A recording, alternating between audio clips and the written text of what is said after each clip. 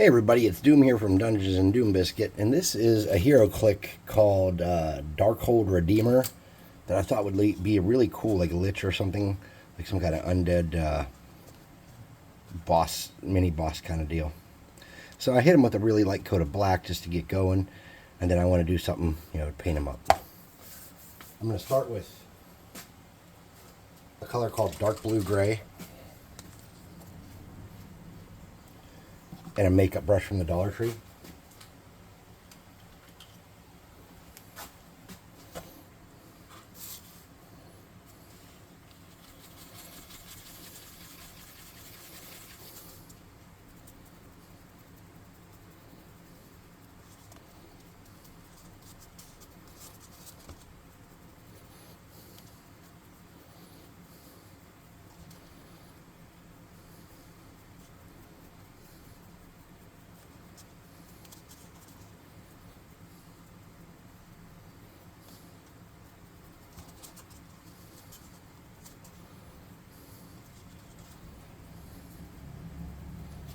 Then I'm going to lighten that up a little bit.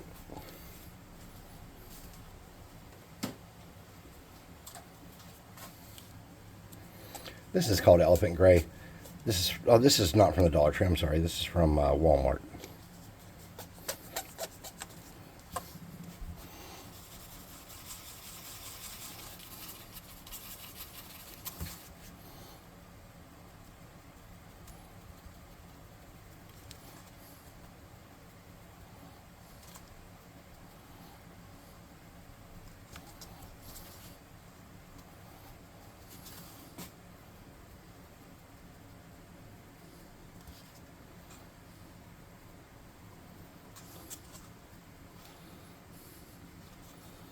Okay, I think that's about as light as I want to go. Now I'm going to get a tiny brush and do his face. By tiny, I just mean like a standard size.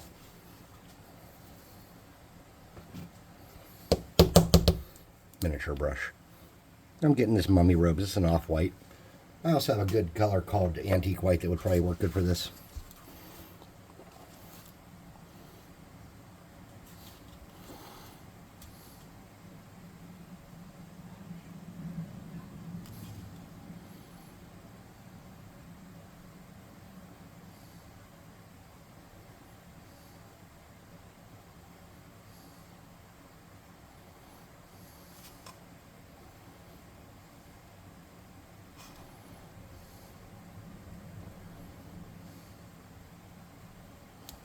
Okay, something like that to get me started. I might just get a little bit more on there.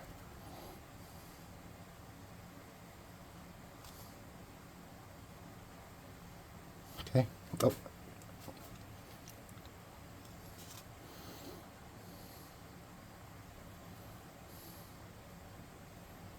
Okay, let's dry him up.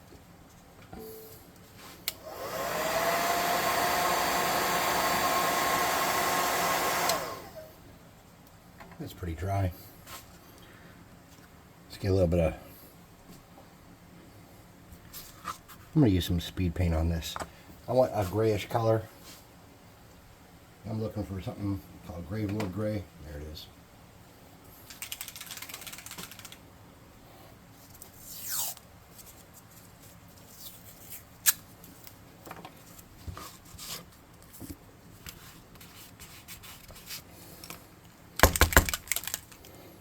I'm going to get a little bit of this Gravewood Gray. And I'm going to thin that out a tiny bit with some speed paint medium. I don't want it to be so dark. About 2 drops of the Gravewood Gray and 1 drop of the speed paint medium. I'm going to stir that around and mix that up so it's all...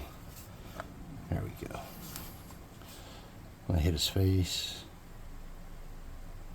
and his beard with it. Okay.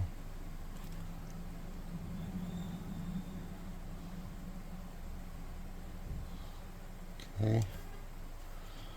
I'll pull a little bit of that off his beard. Okay.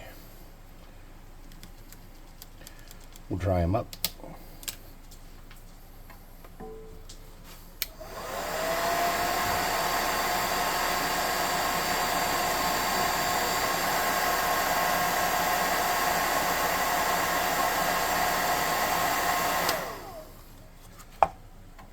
Then I'm going to get a light gray that is not a speed paint. I could use this elephant gray I used earlier to get a tiny drop of that. I'm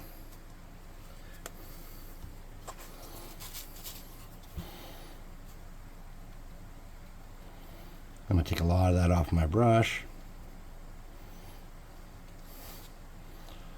I'm going to lighten up his beard a little bit.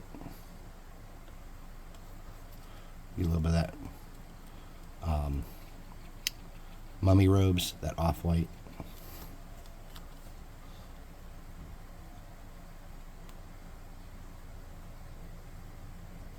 Okay. Something like that. I don't know if I'm going to be able to do his eyes. See if my hands are going to even try to behave. Is that practice? There's no paint on the brush. Yeah, okay.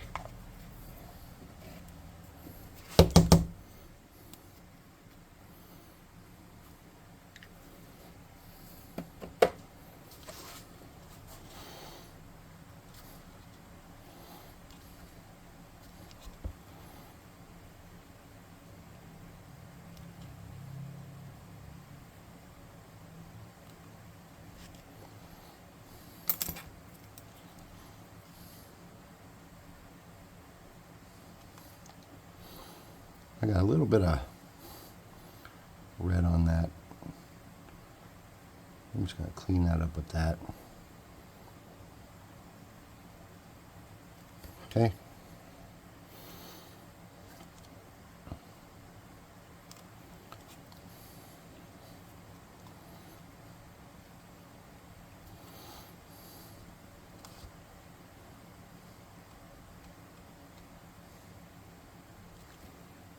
Something like that.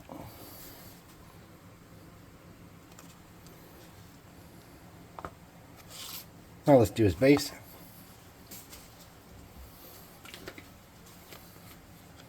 I'm just going to use this dark brown from the Dollar Tree. My brush is wet.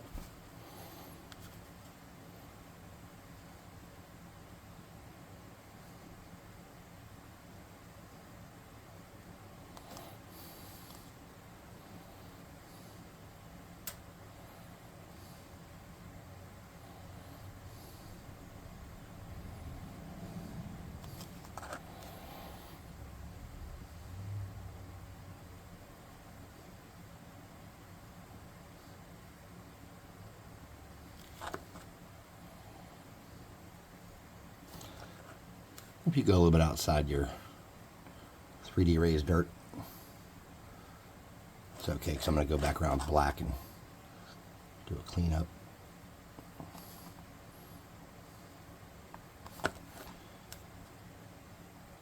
So what makes a Lich different than a normal wizard? Well, one, you can't kill its physical form because it has a phylactery and it'll come back.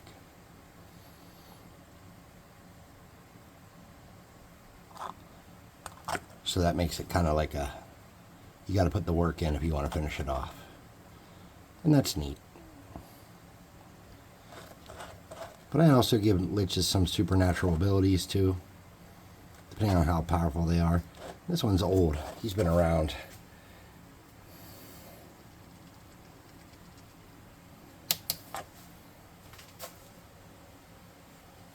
He serves an even more powerful witch named Alakazar. And Alakazar had his entire skeleton coated in some kind of black metal.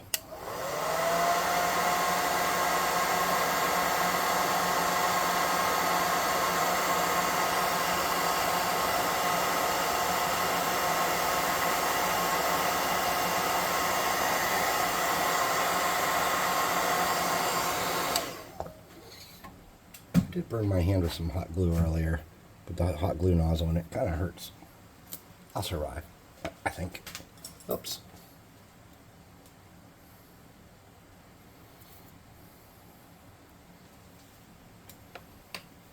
Hold on, I lost my brush. There it is.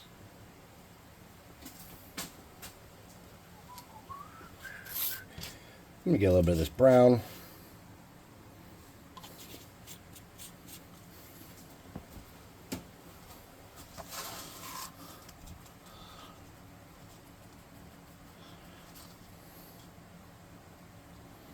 I'm going to create a little bit of variation down here.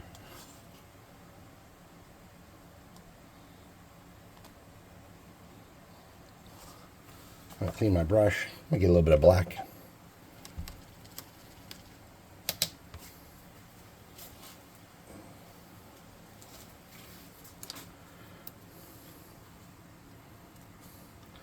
Go around my base and create that magical barrier where fantasy ends and the real world begins.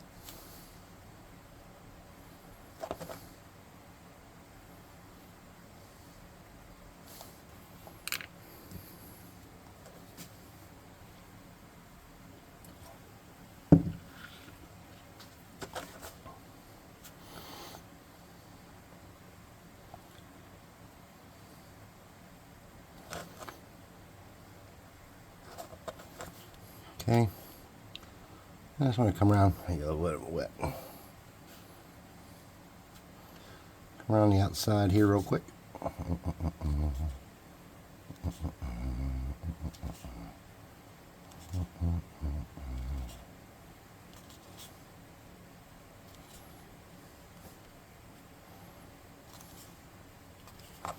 Something like that.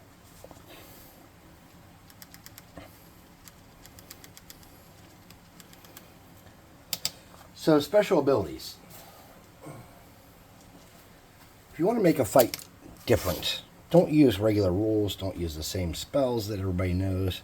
If you want to make fights different, use special abilities. For example, every 1d4 turns, this guy makes the entire screen go dark where nobody can see each other or anything, and he gets to move a double move. That's on top of his regular action. Every turn, he can summon 1d2 shadows. They just have one hit point. They're just, crappy. They have a +1 to everything. +1 to attack, +1 to damage. They do 1d3 damage. But every turn he can summon 1d2 of them. And he can summon them anywhere within 50 foot of himself. Then whenever things go black, they get an additional attack. Everyone that's out on the board gets an additional attack. So that's kind of like a neat little feature of this fight. The other thing he can do is he can do a mirror image of himself. Besides that, he's using your basic, try to control the fighter to attack the caster or the healer, that kind of jazz. He's going to do a lot of that manipulative kind of enchanting stuff, like turning you against your friends. He's going to try to convince your caster to blow a fireball into the group, stuff like that. He's going to use suggestion and spells, command, So anyways, that's how you make him interesting, though. Like I said, make him summon 1d2 shadows every turn. And you can make shadows real easy. I mean, you can literally use anything to make shadows. If you have, like, dollar store wrapper like this, whatever, this had a Hulk in it or something, I don't know what. But just a piece of plastic like that, cut something out, throw it on a base. You can make shadows pretty easily. You can cut out a piece of t-shirt fabric and soak it in hot glue and make a shadow. I mean, there's so many things you could do to just really make a decent shadow. So just keep in mind that it's not a hard craft. You could probably make 10 or 12 of those, depending on how long you think he's going to survive and if people are going to focus the shadows or not. You don't want to run out of them, but you can use proxies. If you have a bunch of goblins, you can use goblins and just say they're shadows, I suppose. I think I have like 30 goblins. So anyways, please like, subscribe, share, hit the notification bell icon, leave a comment, and all the happy crappy that helps the channel grow. And thanks for watching. I'll see you later. Bye.